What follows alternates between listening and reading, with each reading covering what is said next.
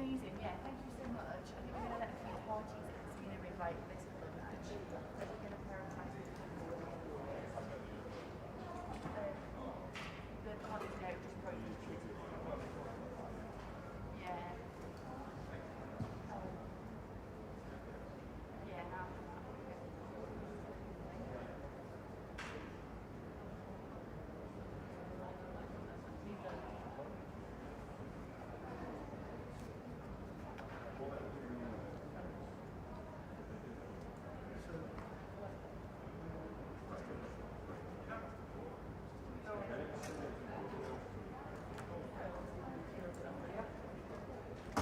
Yeah, this is one of the best climate journeys.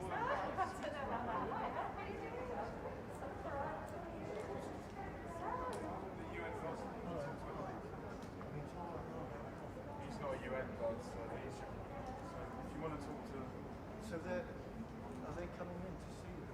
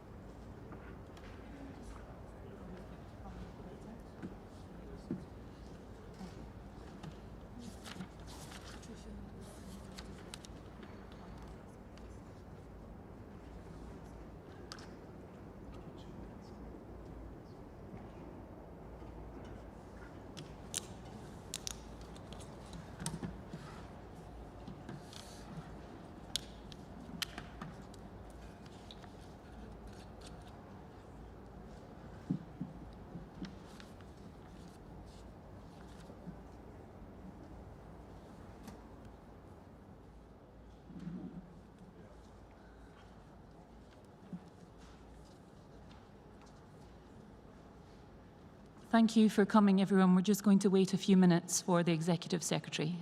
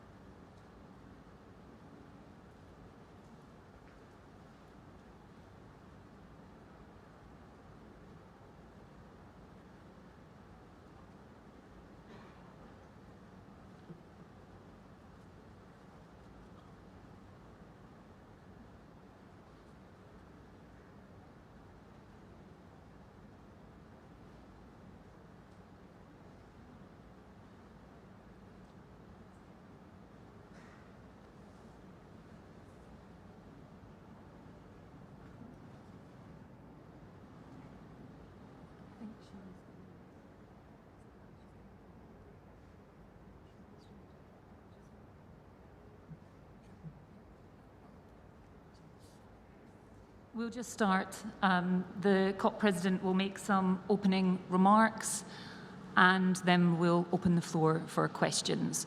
Just as a note, we have a microphone, so if you raise your hand, someone will bring it to you. If I can ask, if you don't touch the microphone, we've got standing microphones, obviously, for COVID, so if I can ask you not to touch it when it's put in front of you. Thank you. Great. Well, thank you all for coming. And look, I'm very pleased to say that we're off to a good start at COP26. Leaders came armed with the ambition that they should rightly be showing. And of course, the commitments we have seen so far are welcomed. It is clear there is no turning back. The world is firmly united in delivering a net zero resilient future. 90%, around 90% of the world's economy is now covered by a net zero target, and this compares to less than 30% when the UK took on COP26. And as I've said on many occasions, Paris promised, and therefore Glasgow must now deliver. And so we want at this COP to be able to say with credibility that we are limiting global temperature rises to well below 2 degrees, pursuing efforts to 1.5, and that means keeping 1.5 degrees within reach. And I want to be absolutely clear here, we are not deviating from the Paris Agreement pledge, but we are an unapologetically high ambition presidency. And yesterday we saw the start of that with commitments from countries across the world to halt deforestation, curb methane emissions, and ensure that finance is flowing to cleaner, more resilient infrastructure. And the most vulnerable countries are at the front and center of my mind. Today is Finance Day. Countries are setting the tone on ambition, and now, of course, the finance needs to follow. As I've said over the last couple of days, it is regrettable that we are highly unlikely to have met the $100 billion goal in 2020. But on the basis of information submitted by donors, the OECD analysis shows that developed countries will make significant progress towards the $100 billion goal in 2022, and I believe it also provides confidence that we will meet it in 2023. And over the 5-year period from 2021 to 2025, we will likely be above $500 billion in aggregate. And of course, whilst I'm here as COP President in a neutral role, I'm very pleased that the UK has doubled its climate finance commitment to £11.6 billion, and then yesterday announced a further £1 billion, taking our commitment to £12.6 billion. And it's encouraging that developed countries have stepped up over recent months, and indeed even recent days, in terms of finance, and I hope through negotiations and more broadly, we will be continuing to increase the focus on adaptation and access to finance, which matters a great deal to many of the most climate vulnerable countries. And I think today the force of the private sector is plain to see. And now, of course, the task is to ensure that finance flows to where it is needed most. I was also encouraged by yesterday's announcement of the South Africa Just Energy Transition Partnership.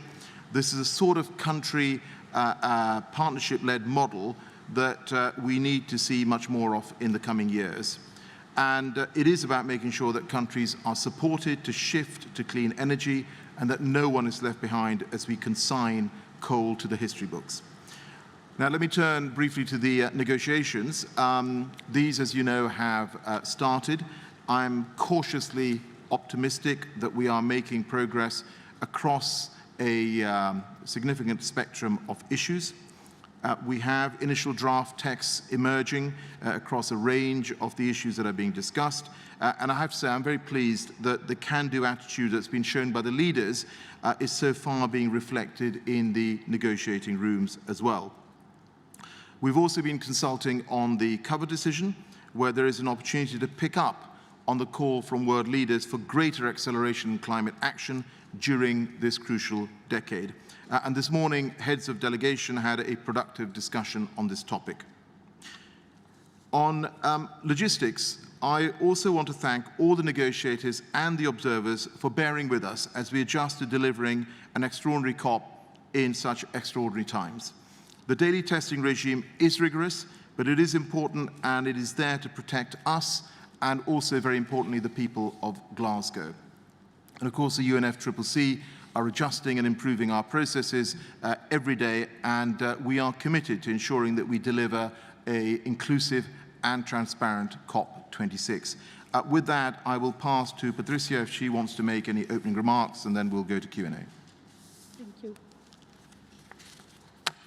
Thank you very much, Mr. President, and let me just maybe highlight some of the announcements that have been made that I think are encouraging regarding the question of climate finance, and that I hope will allow us to make progress towards the ultimately objective, which is to move the billions to the trillions in order to be able to support the deep transformation of the world that is required. The co-president has already mentioned the announcement by the UK. Climate finance envoy Mark Carney said this morning in the speech he gave, make no mistake, the money is here if the world wants to use it. He also said there is fuel for finance and finance to fuel the world's climate ambitions. I think those phrases very, very clearly express the situation. There is the money, we need to mobilize it for climate, we need to put it at the service of this, that is really achieving the transformation to address the biggest challenge for humanity. Some other announcements. For example, yesterday, the United States joined Britain, France, Germany, and the European Union in a multi-billion-dollar partnership to support South Africa finance a quicker transition from coal. This initiative is valued at $8.5 billion overall. Japan and Australia have also announced commitments to double their adaptation finance and commitments from Switzerland, the US, and Canada for the Adaptation Fund.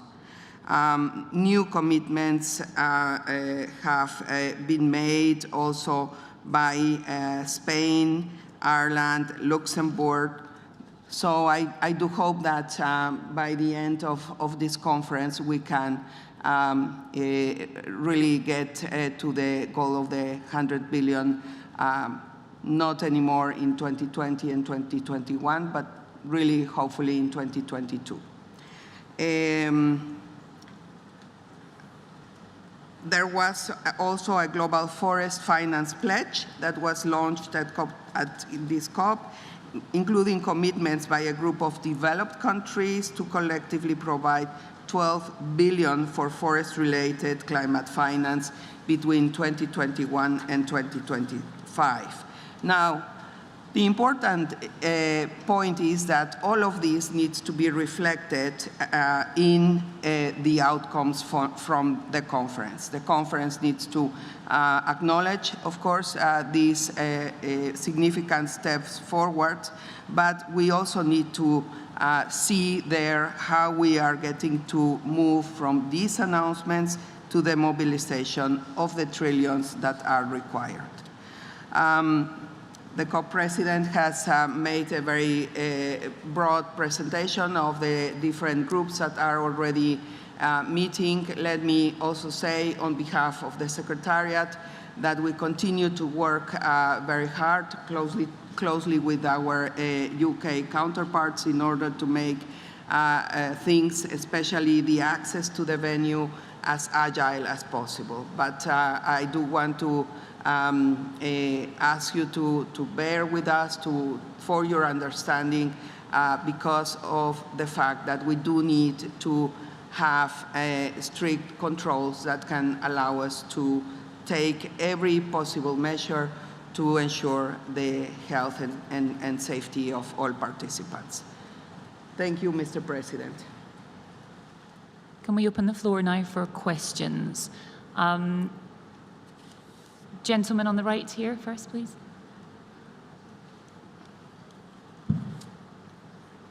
Thank you very much. I'm Sebastian Montes from Forbes. My question regarding the emerging markets. How is going to be the finance for the emerging markets, and how are you planning to help countries such as Colombia and Latin America to ensure this transition to climate-friendly technologies in order to help them to ensure their climate safety, in order to taking into account that they are one of the most vulnerable continents in order to the climate consequences that can come in the future? Thank you. Let me start on that. Well, obviously we've talked about where we are in terms of the $100 billion delivery plan.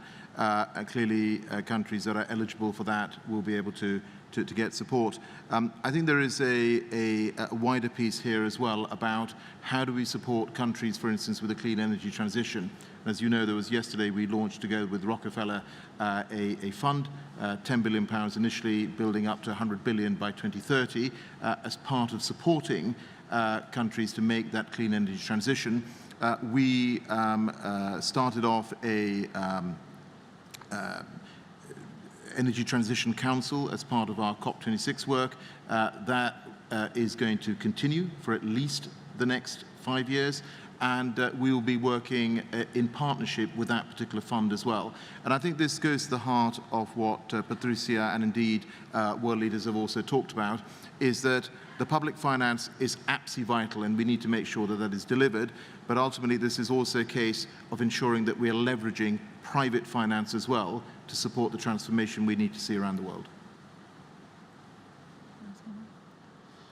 Lady in the green here.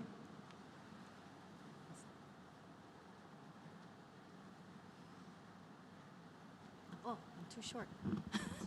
Hi, Lisa Friedman from the New York Times. Thanks for doing this. 2 questions, if I could. One, I know you said bear with us about the logistical issues, but I hope you could address them a little more and what's going to be different. There's a lot of anger mounting outside the blue zone, people who can't get in, many more people accredited than capacity, wheelchair access, et cetera. I just spoke to a veteran of 15 COPs who said this is the worst organized he's ever seen. I hope you could speak to that. Secondly, on vulnerable countries have asked, the Vulnerable Country Forum have asked for countries to come back every year through 2025 to increase their targets to the 1.5 goal. Is that something that's under consideration in the actual negotiations? Thank you. Great. Let me take those two, and then Patricia will want to come in perhaps on at least on the logistics one. Firstly, I think we all recognize, I think just the fact that we are sitting socially distanced, the fact that you're wearing face coverings, the fact that you're having to be daily tested, this is a unique COP in quite extraordinary times. And I can tell you that the feedback I have had personally from ministers and negotiators is that they do think that what the UK, together with the Secretariat, the UNFCCC have done is something really quite positive, that we have managed to organize this event in these COVID times. Nevertheless, of course, we regret any logistical issues that people feel are stopping them coming in a timely manner, and we are working to fix those. Clearly, on the first 2 days of COP, when the world leaders have been here, there has been particular pressure on the number of people coming to the venue. We've seen some of that today, but I hope that will settle over the next few days. But Patricia may want to talk in some detail to what we have done logistically today with the Secretariat to make it easier and quicker for people to get in. On your second point, in terms of keeping 1.5 within reach, obviously that is something that a goal that I think just about every world leader has amplified over the last couple of days, and that is going to have to be reflected in the negotiations. Now, all of this is going to have to emerge through consensus, but there is a very clear ask, I think, from world leaders that we consider this as part of any decisions that are made here at the COP. Patricia. Yes.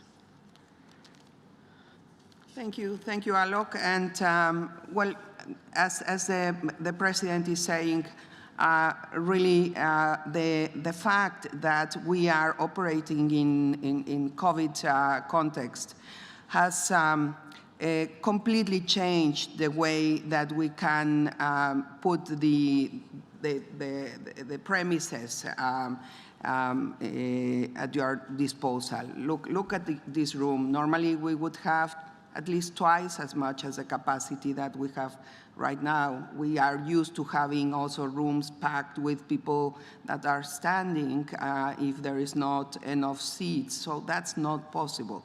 That's not possible because the responsible thing to do and what is being done in every country in the world is really to look at what are the measures that need to be taken in order to prevent. So this is really, and I kindly ask you to take this into account. Let me give you an example. One of the situations is that the lanes, the security control lanes have been reduced because there needs to be more distance between all of them. So we do have a huge area, as you can see, and I'm sure you are all feeling it in your feet, that the COP venue is really very big. But the capacity of the different installations has been reduced. The need, of course, to control also the lateral flow test that every participant needs to take is also one more filter that we have never had before. So it's just an issue of capacity. Second, yes, I have to say, I personally am surprised at the enthusiasm and the amount of people that have come to Glasgow. And I feel this is fantastic because it shows that people are committed and interested and engaged and they want to be there, and that's very good. But it does pose a significant challenge in terms of logistics. So the wheelchair access, I really don't know exactly how that went, because let me tell you that this is an area that is very carefully planned. There are access. Probably what happened is that the person did not go to the right entrance.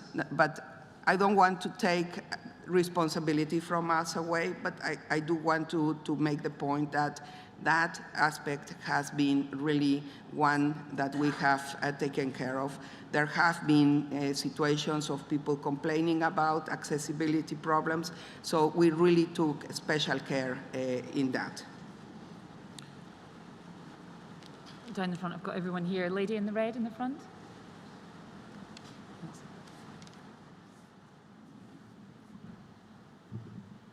Continuing with the logistics, not maybe with the issue with the entrance, but on the transparency on the process of the negotiations. To Mr. Sharma, you mentioned that it was a great beginning of the COP, but today on a previous conference, the civil society said that it was the least inclusive beginning of the COP over the last decade. I would like to know, how are you going to reorganize the participation of civil society during the negotiation process? And to Ms. Espinosa, I would like to know a little bit more about the role of private sector on climate finance. Thank you. Forgive me, can I ask your name and where you're from? Sorry. Thais Gadalara from the Media Redacción from Argentina. Thank you. So thank you for those two questions. I think firstly, in terms of transparency, look, we are totally committed to this being a very inclusive COP. You've heard our responses to the previous question. I'm not complacent. Patricia is not complacent about this. We have a regular discussion every day, in fact, to try and address the issues that are emerging. You will know that at one point there was a discussion around a ticketing system for people to gain access to rooms. We consulted with parties. Parties felt that wasn't the right approach, and so we've put something else in place. What I can say to you is that we are aware that observers have raised some of these issues, and we will ensure that access to them is available. You will also know that in addition, of course, to physically being in the rooms, there is access virtually where people can actually tune in and see the discussions that are ongoing. Thank you, Alok. Let me make also a comment on the transparency of and the inclusiveness. Imagine, this is the first time that we have asked governments to be represented only by 2 delegates in the room. So, I mean, what I want to underline here is that the limitations of space and the limitations in the numbers of people that could access the room is for everyone. It is just a question of capacity. And so there were some spaces assigned also to the observers, the different constituencies, but yes, for sure, not enough. But it's really just a question of capacity. The same about the delegations. Normally, you know how many people are in those rooms. This time, it was just not possible. Regarding climate finance and the private sector, well, I would say that especially at this COP, since we met in Madrid, I think what we are seeing is really a big change in the finance sector, including and especially the private finance sector that is realizing that climate risks are very important for their portfolios and that they need to align their portfolios to a more sustainable way of doing things.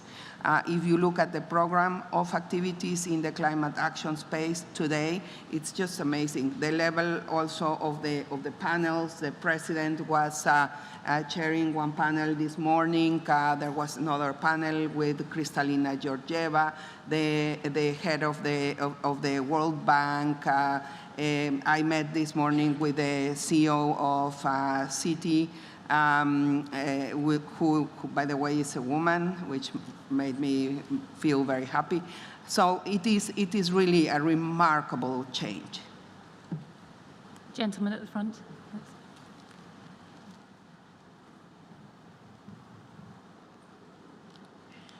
Thank you very much. It's Masato Kimura, Japanese freelance journalist based in London. My question is about coal and cash, mutual dynamics and correlations. So you mentioned about Japanese adaptation fund. So, but adaptation sometimes means just buying time. So Boris Johnson said clearly timelines, 2030 phase out for developed countries and 2040 for developing countries. And could you show us the big pictures, timeline of coal phase out and cash dynamics? Well, I think, well, let me take that question. So firstly, in terms of coal, I think what you have seen is quite a remarkable change over the past months, in the sense that we've got all the G7 who have now committed in May at the Climate Environment Ministers meeting that I co-chaired, to say that they will not be financing any international coal projects from this year. We had the same commitment from South Korea, and then you've seen at the UN General Assembly, China also has now committed to ending international coal financing. Of course, you know, we are seeking further commitments when it comes to domestic coal from countries, and we'll see where we get to. You know, I think we do recognize that what we are asking from some countries is going to be really very, very challenging. But I think this goes back to the point about how do you support countries to make a clean energy transition. And I just briefly mentioned in response to an earlier question, the Rockefeller Fund, which has been set up by Rockefeller and Bezos and others collectively. I think that is what we're going to need to do to particularly support developing economies as part of their energy transition. On the issue of cash, I think we've discussed that in terms of you know, where we are on the 100 billion delivery. But then, of course, what also matters is the private finance mobilization as well. And I think both Patricia and I have discussed that in questions just now. The second row lady here, please.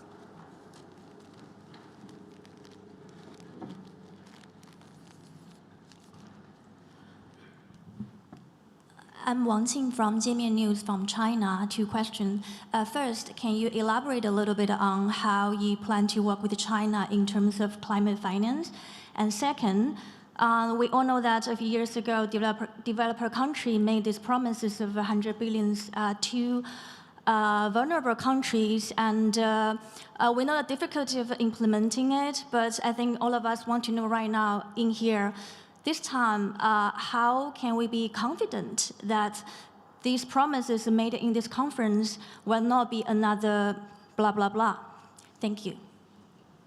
Thank you very much. So I think in terms of China, I was in Tianjin, as you will be aware, in September, and I had a very constructive set of discussions with Xie Zhenhua and other colleagues. I met him again when he was arrived here from China.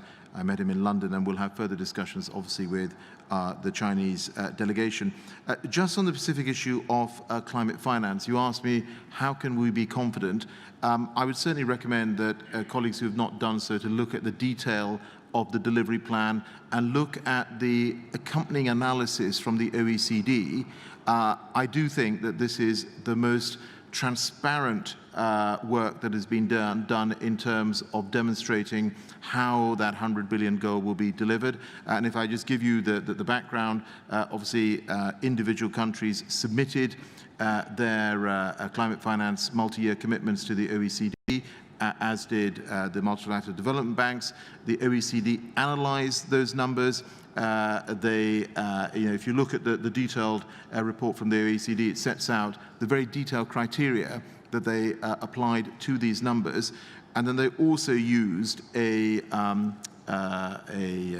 factor for how much private sector money would be mobilized from the public finance. And again, if you look at that on a historic basis, that really is pretty conservative. So I think we can say, based on the numbers, that we should have confidence that it will be delivered in 2023, and that over that 5-year period, you will get to 500 billion plus.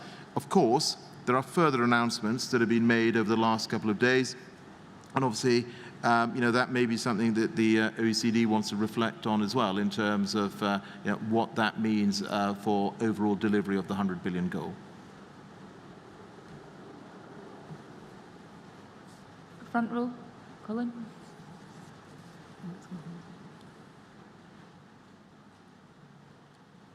Colin Fernandez from the Daily Mail. The numbers of delegates from different countries have been published today, and they show Brazil has 479 people, Turkey 376, Democratic Republic of the Congo 373, and that compares to, say, the UK with 230. I mean, are some of the delegations excessive, in your opinion, in size? Yeah. Well, I think from a UK perspective, I haven't seen those published numbers, but I think from a UK perspective, that may just refer to negotiators, not, I think, everyone who is here as part of supporting this particular event. I mean, Patricia, I don't know whether you want to comment on historically how these numbers compare with previous COPs, and perhaps when you were COP president a few years ago. Thank you. Well, the fact is that there are different practices in each government on how to accredit their delegations. In many cases, and I do know this is the case, for example, of Brazil, they include in the delegation people from the private sector, from civil society. They include also members of parliament, some subnational authorities. So it depends a lot.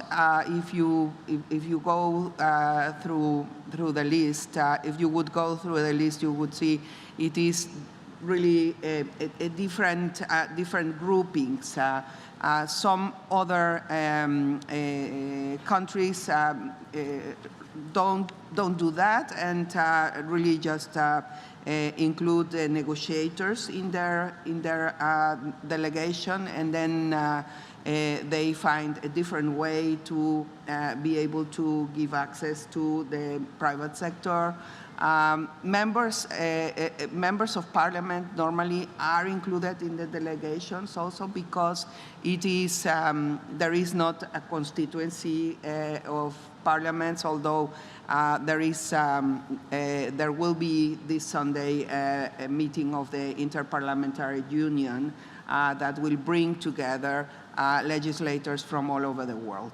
But the intention with that is, of course, to create also a lot of synergies and enthusiasm internally to transform the commitments in actions, working with all the different actors in society and politics.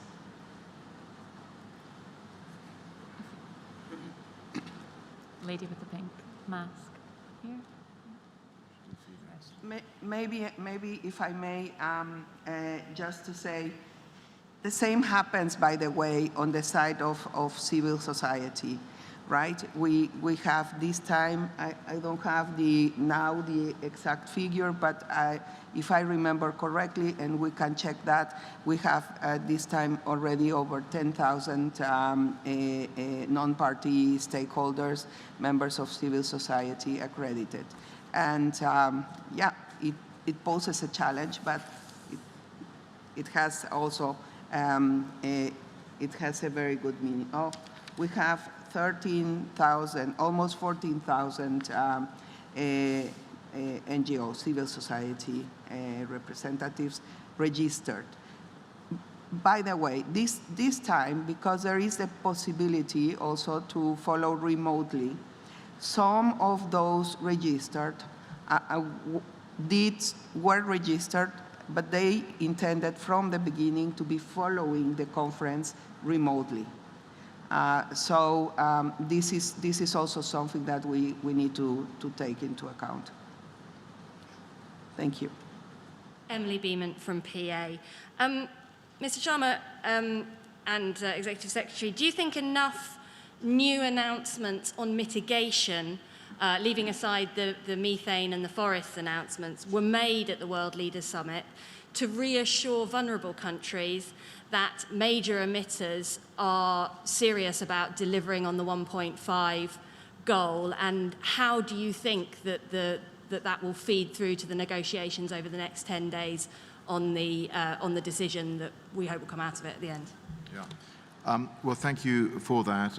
Obviously, we have seen some more NDCs that have emerged, and I think if you look at the net zero pledge, as I said, we are at around covering 90% of the global economy. We're less than 30% of the global economy when we took on COP26. But one of the earlier questions was around how do we address any gap in ambition. We know that to keep 1.5 within reach, we are going to effectively need to halve global emissions by 2030. When we had a meeting of ministers in Milan and then previous to that in London, clearly there was a consensus emerging that we are collectively going to have to address the issue of how we close that ambition gap, and that is something that will have to emerge through consensus and discussion at this COP. Well, I can. The only thing I would add to what the President has just mentioned is that we have been receiving in the last days also some additional NDCs. But we don't have yet the update to give you the whole picture. There will be an event on NDCs on Friday, if I remember correctly. So that will be an opportunity to look at it. But the fact remains that we have a gap, and that we have really to work on how are we going to address that gap. And this is I would say, in terms of ambition, the biggest challenge of this conference. On the good side, I can tell you, I haven't heard anybody saying, no, we don't want to work on that, or that is not something that is important. So I really hope that we find a good way forward. This lady here. Hello, Mr. President. I'm Hu Yue from Taishin Media China. I have two questions. The first about the Chinese NDC. I saw some reports after Chinese released NDC saying that China didn't make any new promises and maybe full short expectations of the goal. I want to know is if you have any comments on the Chinese NDC. And second is about the $100 billion. I know that the goal hasn't been met yet, but even for the realized part, I think that the developed countries and developing countries, they have different opinions on whether this money really goes to the climate change financing, or whether it should belong to, or it's just the traditional maybe infrastructure establishment or project. So how do we to solve this kind of disputes even for the realized parts, or we just do we have a more strict specific rules and to make sure that people agree and have consensus on this this funds where it's going to and which part should fall into? Thank you. Well, great. So I think firstly in terms of the classification of climate finance, I mean, obviously the analysis is done by the OECD, and we know that the last set of numbers that we have is for 2019, where just under 80 billion was shown to have been mobilized. And I think if you look at the criteria the OECD use, it is actually pretty robust. So I think you can use the OECD analysis as a pretty good benchmark on what is being mobilized.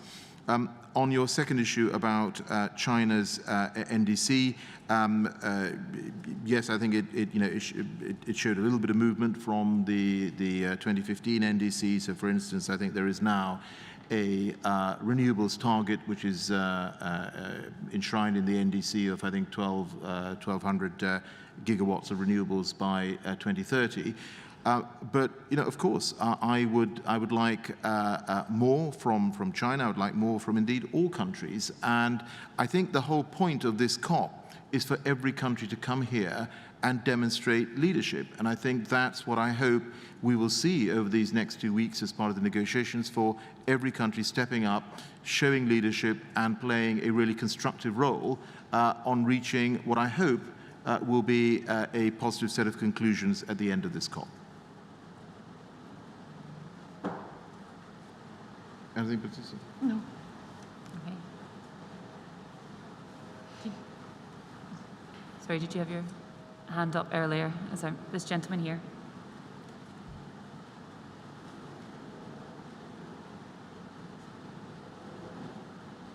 Hi, Frank Jordans from AP.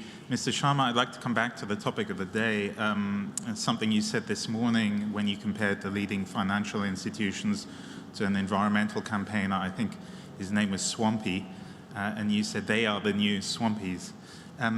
Some climate activists were a little bit baffled by this comment, because you were referring to the same investors who for the last few decades have been funding fossil fuel companies. So isn't this the ultimate greenwashing of the financial industry? And Ms. Espinosa, in that regard, do you think it's right that investors should be making a profit from solving a problem that they were partly responsible for causing? Well, I think the analogy I was making was actually to demonstrate the fact that what we have seen over the last few years is a big move in the private sector and the financial services sector to go green. I remember when I started in the city in the 1990s. Clearly climate finance, investing in green was not mainstream. I do believe it is now mainstream. You've seen the commitments that have been made by financial services firms. You've seen through the Race to Zero campaign, the UN campaign, which commits non-state actors, corporates as well, to go to net zero by 2050 on science-based targets. That has had a big pickup as well. So I think the point I was making is that there is a big momentum from the private sector in pursuing green growth, and that I think is something we should all welcome. Well, on my side, my comment would be, there's no doubt that we need to have a complete transformation, deep transformation of the economies, and that includes, of course, the private sector. Yes, of course, would hope that there could be some willingness to work closer together in a collaborative way, so that solutions can be more easily and more widely used in different countries. But it is a fact that we need the private sector to do this deep transformation. Can I just check for time as Executive Secretary? Are you okay for another couple of questions? What time do I need to go? Let's do a couple more. If that's We'll do a okay. couple more. Let's do a couple more. Gentleman here, Yeah, got okay. your hands up.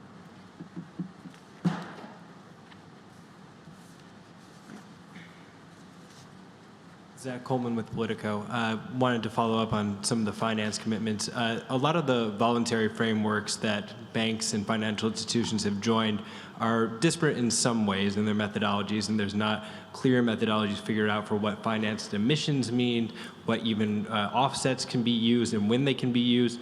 So I'm wondering, do you believe that we have a firm understanding of what net zero means and what these banks have actually committed to?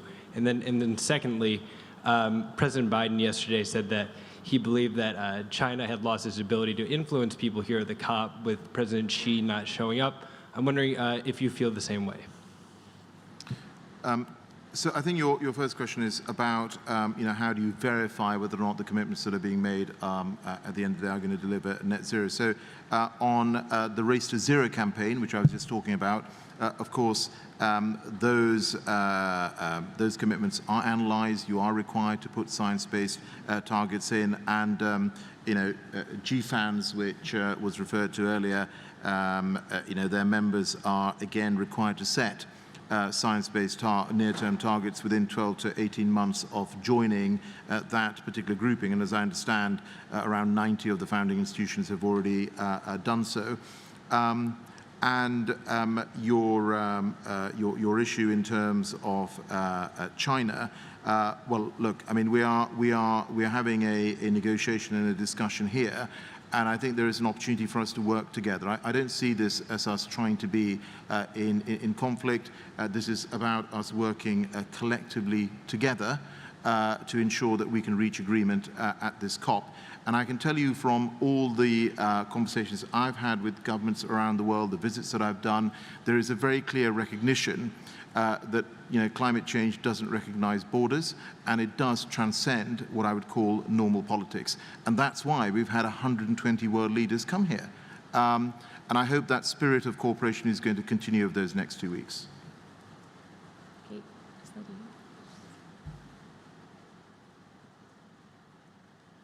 Thanks. Leslie Hook from the Financial Times. 2 quick questions. First, just a very specific one. Did China have the opportunity to join by video link for the world leaders stage? Was that ever an option that was presented, or was it sort of a, did they have that choice, or was it your choice? Second question, tomorrow's Energy Day, and I wonder if you could give us a bit of a preview of what's coming on coal, which of course is your favorite topic. Can you give us a sense of what % of the world's coal fleet might be impacted by the announcements tomorrow, or some sense of the scale? Thank you. Well, finance is also one of my favorite topics, as you know. Look, I think I don't want to preempt what comes tomorrow at Energy Day. We'll have another press conference, so I'll be happy to come and answer questions on Energy Day. On the issue of countries and leaders participating, we've been very clear and consistent on this issue right from the start, which is that we've said that for participation in the World Leaders Summit, that was always going to be a physical participation.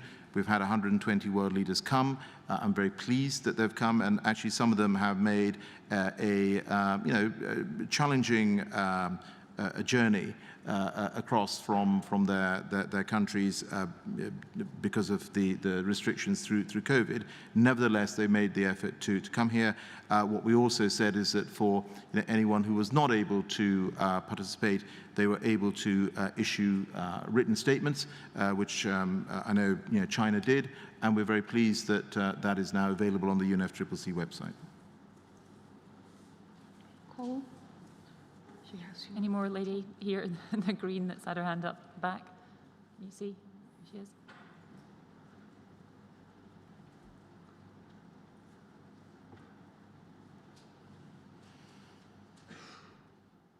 Caroline O'Doherty from the Irish Independent.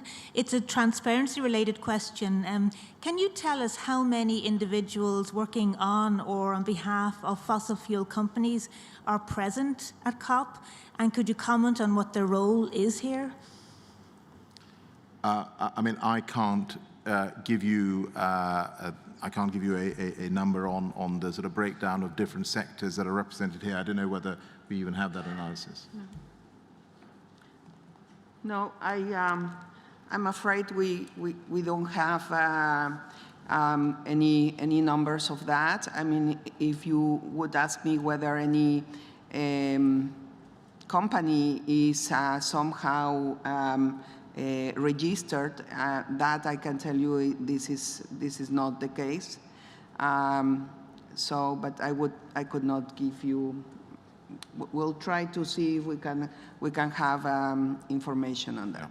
I mean, I would just say to you that if you look over this 2-week period, we have theme days, and you can see the events. It's pretty transparent in terms of the events that are taking place, who is involved over this 2-week period, and you can make your own judgment and analysis on that. Yeah, Carolyn, we can take that back via the press office and get back to you with some more details. The gentleman next to you in the white shirt. And then after that, that'll be the last question. Thank you. Hi, Josh Gabatis from Carbon Brief. As the negotiations move on to the post-2025 goal, what kind of outcomes would you like to see from those negotiations, and how can developing countries be reassured after the failure of the 100 billion target? Yes, I think you'll forgive me if I don't get into the details of negotiations which are starting. There may well be a point over the next couple of weeks where I'll be able to say a little bit more about that, but you'll appreciate we are literally at the start of all of these discussions. All I can say to you is that overall, I have been encouraged by the way that negotiations overall have started. I think there is a spirit of cooperation in this. And of course, in terms of a post-2025 goal, what we're doing here in Glasgow is a start of those discussions. The conclusion of those discussions is going to take place at future COPs. Thanks, everyone, for joining us. Thank you.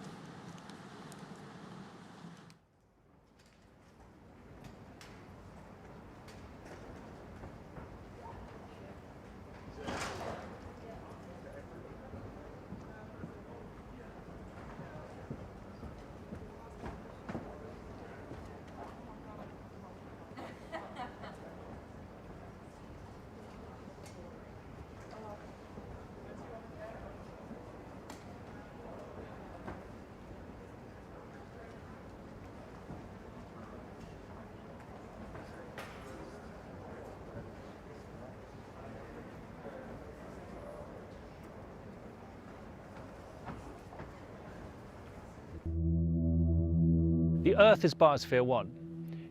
This is Biosphere 2.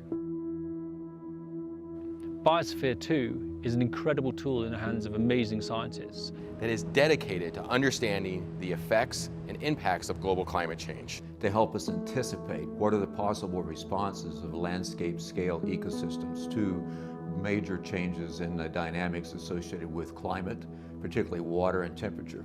So the consequences of global climate change, which the UN has already warned us about in the most explicit of ways, we can study here. And we can also think about how to ameliorate those consequences. So the culmination of the changes of the climate over the past 3.5 decades I've been here are really coming to bear on us in very harsh terms right now.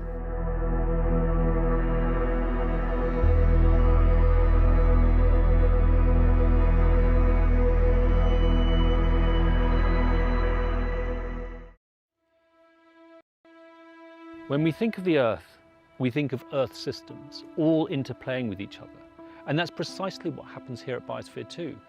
You don't just look at a system in isolation, you can link them all together to see what happens. The key is to be able to adapt. In order to be able to adapt, we have to understand what's coming our way. Without a facility like Biosphere 2, it makes some of those predictions much more difficult. But we really have an opportunity to provide insight in ways that other facilities can't, but very much complement the world's observatories and laboratories. There's this incredible combination of the ability to do very large scale, yet controlled studies on uniquely controlled ecosystems. There is no place else like it in the world. Some of the conditions that we currently see facing us, whether it's the increased temperature in coral reefs, the droughts in tropical forests, increased desertification, they're happening right now, and they're continuing to progress. Well, here they are running those exact experiments to see how those systems will recover. Each of these systems can be precisely controlled so that we can conduct experiments to understand the impacts of global climate change. You go into a laboratory like B2, and you're saying, here are the factors that we think are driving this change. And we can then monitor those, or model or alter those parameters, CO2, temperature, et cetera, trace gas, other trace gases in the atmosphere, and then see what happens and see if indeed those changes in those parameters in the atmosphere in B2 translate to a change that's consistent with what we're seeing in the field. Biodiversity loss is a true crisis. Emitting carbon into the atmosphere is a true existential crisis. If we don't do both of those at once, while maintaining some kind of equity or trying to make sure that what we do doesn't make inequities in the world worse, we are on our way.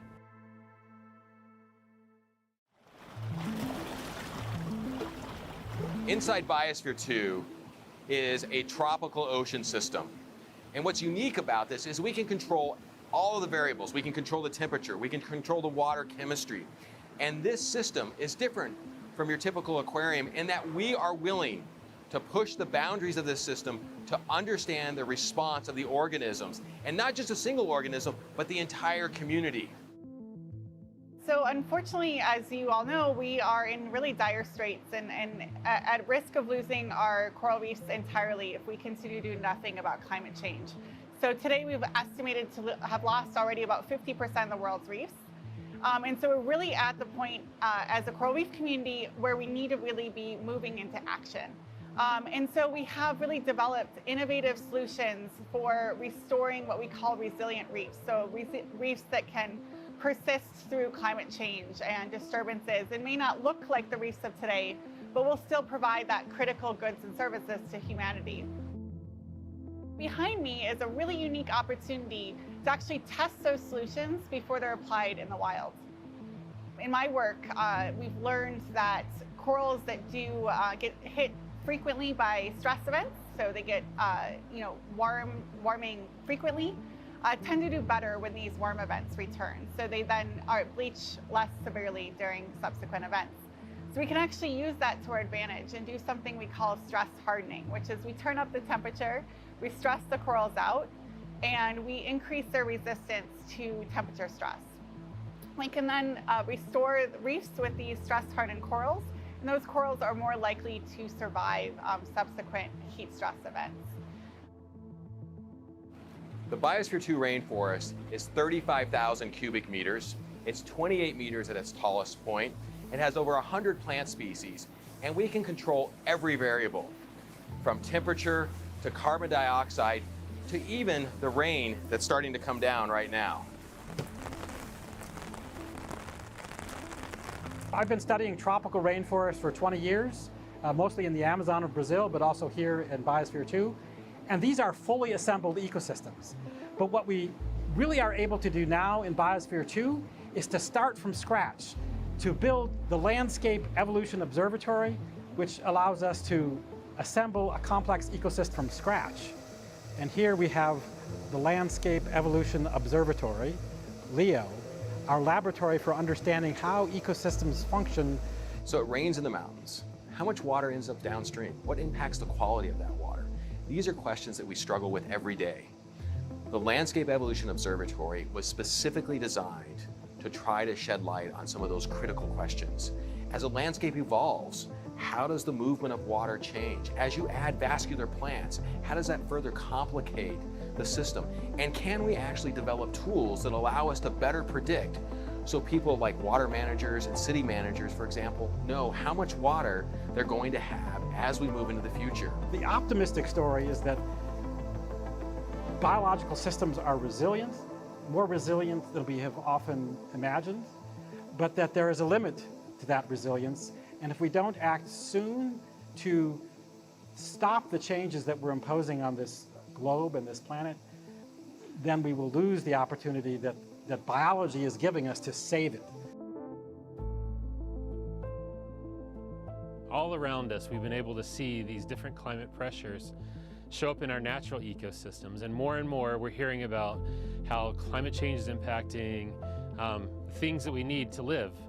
The food that we want to eat, the water that we need to grow that food, and the energy for heating and cooling. In this system, I like to say we're harvesting the sun twice. In the overstory, we're collecting renewable energy, and it's providing shade for the plants growing below. The plants are growing in that shadier environment so they don't get that midday stress that really harms plants, really slows down their production. In exchange for that, just like we perspire and lose water and it cools off our skin, plants transpire, and that cooling of the atmosphere actually cools the solar panels overhead, which makes them even more efficient. And the last part of that is the shade in this environment reduces the evaporation of the moisture from the soil, which means the water stays in the ground longer and does the work that we brought it here to do, which is grow plants.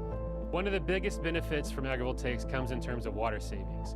And we've found by growing food in this agrivoltaics environment, we can cut back half the water and still not see any impact in terms of the production.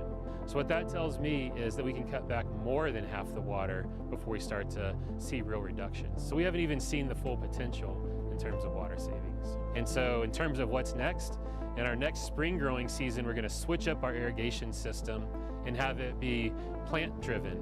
You know, when the plants draw down that soil moisture, our soil moisture sensors will detect that, and that will trigger the irrigation. That'll be the way that we actually calculate how much water does it take to sustain food in an agrivoltaic system versus a controlled system. One of the important things is the question, is there hope?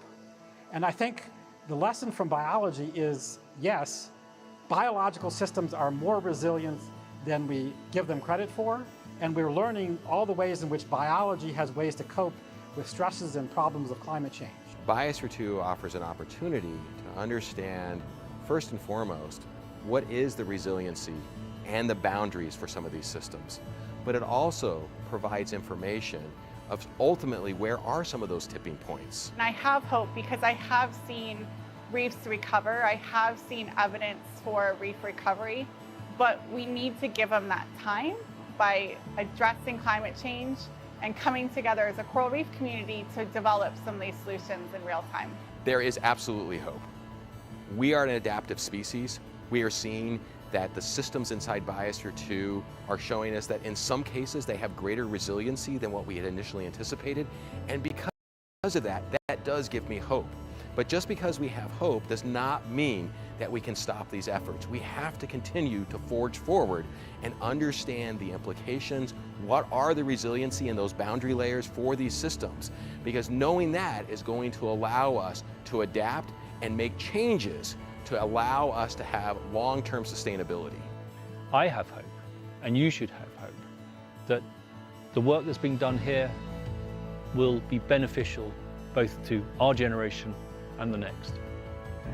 It gives the policymaker an opportunity to have additional information available to them that then in turn they can use to shape policy so that we don't reach those tipping points. And no other time, I think, in Earth's humanity has that connection between the public and private sector and educational sector has been so important. Because the changes that are going to have to be made are going to be driven by policy and scaled up by business. The question really is, how long will those solutions last? And can they be passed down to other generations? And we don't know the answers to those questions. And we don't know how these solutions will survive under future ocean conditions. And that's where the Biosphere 2 comes in, because we can actually simulate what oceans will experience, not just today, but 10, 20, 30, 40 years into the future. What I see right now that's important for us to be doing is to take that information, and B2 gives you a chance to do it. What does the basic science say? And how does it really translate to the real world? B2 is a step in that translational process. So I see B2 as a nice tool in the translational science. We know the issues that we need to solve. We also know the issues are solvable. The biosphere, it's like an icon of possibilities. Where do we go from here? Well, the scientists will continue to experiment. They will continue to understand Earth systems. And at the end of the day, those experiments will inform the way that our governments, that our people, that we as citizens of Earth must steward Biosphere 1.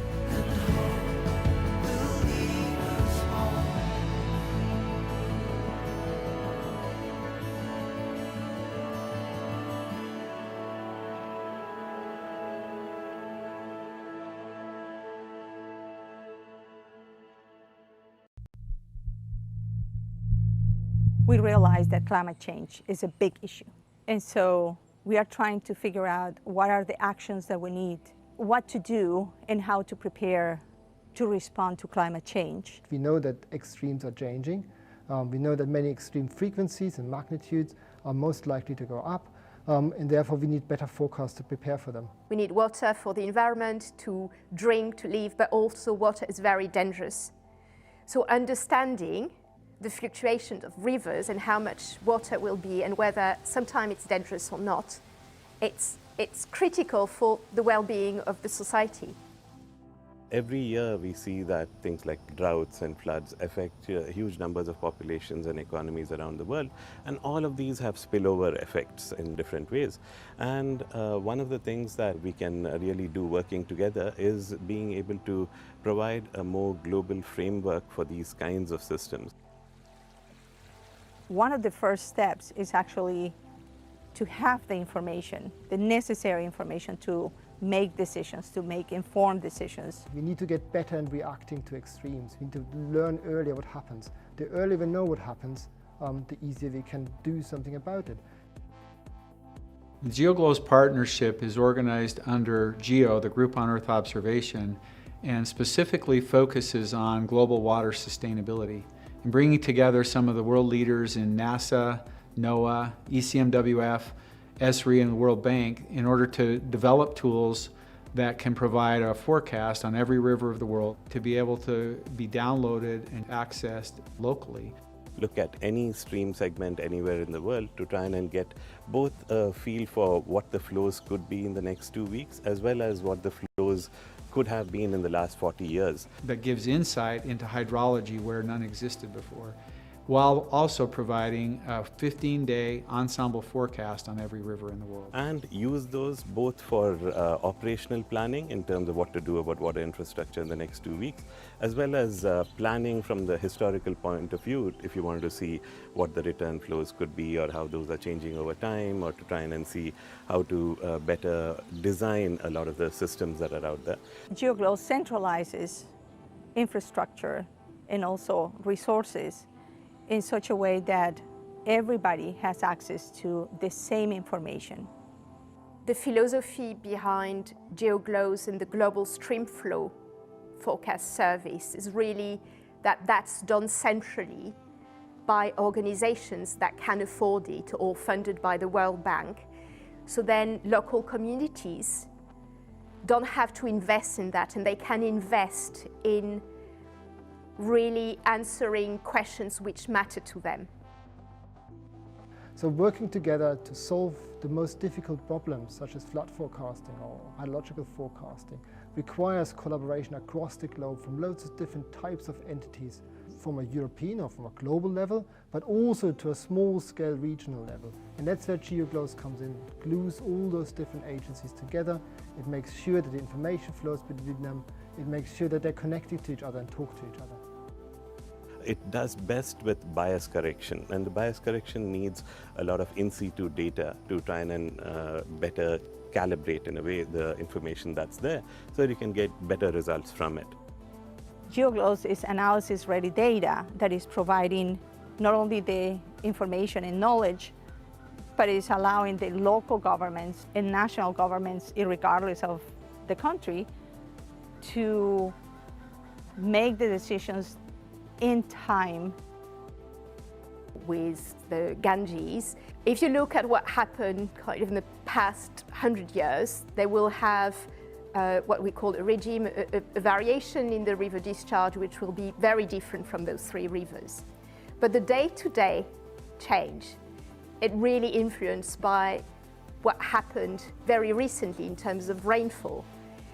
So it's really important to simulate that daily variation and not just to rely on what we call the climatological information.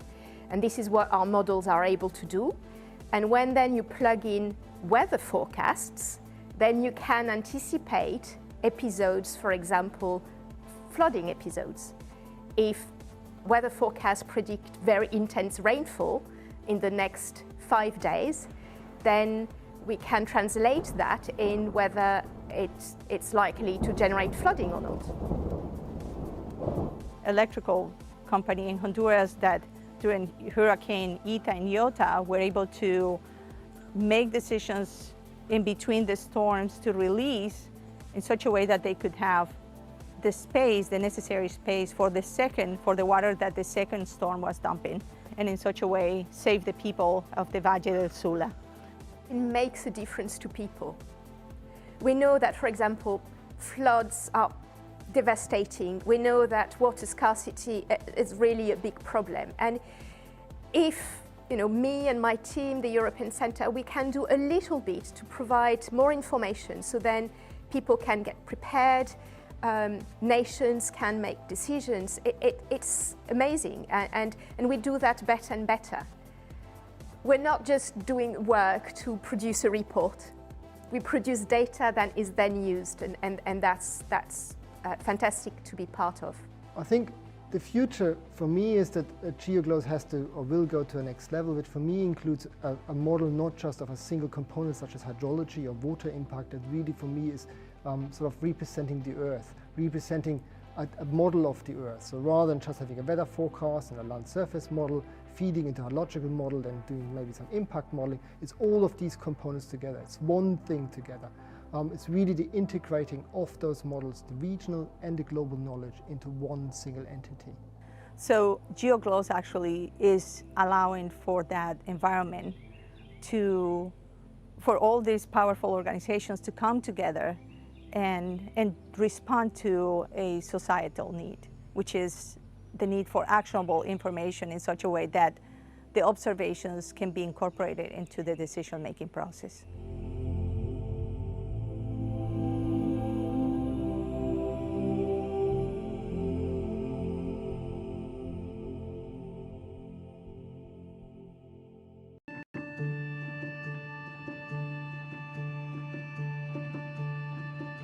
Increasing atmospheric carbon dioxide from the use of fossil fuels is leading to rising temperatures, loss of habitat, and loss of economic productivity.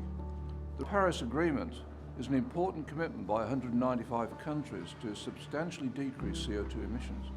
But how are we going to do that when we are so dependent on fossil fuels in energy production, in industry, and in transport? Carbon capture and storage, or CCS, has the potential to achieve deep cuts in industrial CO2 emissions. The Peter Cook Center is a vibrant community of students and researchers working on two overarching objectives: to reduce the costs of the CO2 capture process and to develop knowledge and technologies to ensure safe CO2 storage in the deep subsurface. The Latrobe Valley, east of Melbourne in the state of Victoria, is well known for its brown coal, which has been mined for over 100 years for power generation. Recognising the need to transition to a low-carbon economy, the state government of Victoria decided to phase out coal mining for power generation and is currently exploring other uses for brown coal. In particular, hydrogen production. The Hydrogen Energy Supply Chain, also known as the HESC project, currently operates a hydrogen production pilot plant funded by a consortium of Japanese companies, the Australian government, and the state government of Victoria in the Latrobe Valley. The hydrogen produced in the Latrobe Valley will be transported to Port Hastings, where it will be liquefied and transported in dedicated ships to customers in Japan. The hydrogen used will not emit any carbon dioxide, so it serves as a clean fuel. The current pilot project details the technical feasibility of producing clean hydrogen in the Latrobe Valley, the export of hydrogen to customers overseas, and the permanent storage of CO2 in the deep subsurface.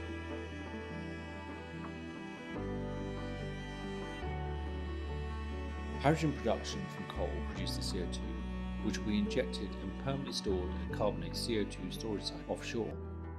The CO2 storage and geological structures below the sea floor at Bass Strait have been investigated for over 15 years, and the storage conditions and capacity are considered to be excellent.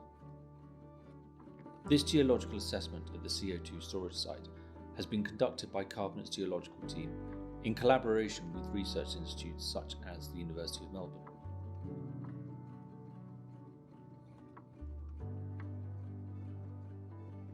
We develop and apply software, improving workflows for performance prediction and simulation-based design of CO2 geostorage. This is a model of a gravel pit, with a layered structure that is similar to that of storage targets buried in the subsurface. CO2 is injected on the left, migrating to the right, driven by the injection pressure. The ease with which fluid flows through rock is shown in grayscale. White is easy, black is hard. You can see that CO2 is channeled into central layers. Simultaneously, it rises because of its buoyancy. But capillary forces prevent it from entering fine-grained layers. The resulting CO2 migration pattern is really counterintuitive, illustrating the strong influence of varying rock properties on plume shape and CO2 retention by the layer. Such intricate behavior is not captured by conventional simulation software. We try to overcome this dilemma by developing next-generation software and applying it to more physically realistic models of storage pilots. Here in the Carbon Capture Lab, we test, develop and provide support for the commercialisation of advanced solvent absorption systems for the separation of carbon dioxide from a variety of industrial gas streams. We have the laboratory tools, simulation models and pilot plant experience that enable the prediction of large-scale system performance from experimental and pilot plant data with a high degree of accuracy. We collaborate with a large number of research project partners. One good example is our collaboration with the CO2 CRC, a member-based non-for-profit organization which develops and manages research activities at the CO2 CRC Otway site located in Western Victoria. Many of the projects we work on explore ways of either enhancing the flow capacity to allow for higher CO2 injection rates or just the opposite, forming flow barriers to mitigate the risk of CO2 leakage. As an experimental geochemist, I conduct experiments using equipment that can replicate the pressure and temperature conditions found in the deep subsurface, so we can gain a better understanding of these processes. This project is regarded as a starting point for commercial-scale hydrogen production, with carbon capture and storage coupled with hydrogen export. Carbon capture and storage is a key climate mitigation technology which will enable industries and the economy to transition to a low-carbon world.